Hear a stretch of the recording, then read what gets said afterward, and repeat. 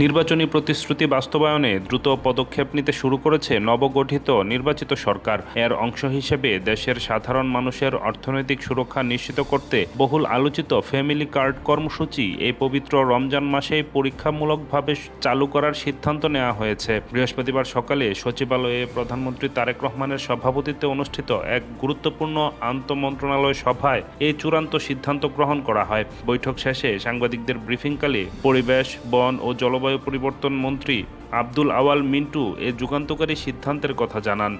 Family কার্ডের ইস্যুর বিস্তারিত উল্লেখ আছে, সেটা কার্যকর কিভাবে করবে সেটা নিয়ে আজকে আলোচনা হয়েছে। ফ্যামিলি কার্ড দেওয়া হবে,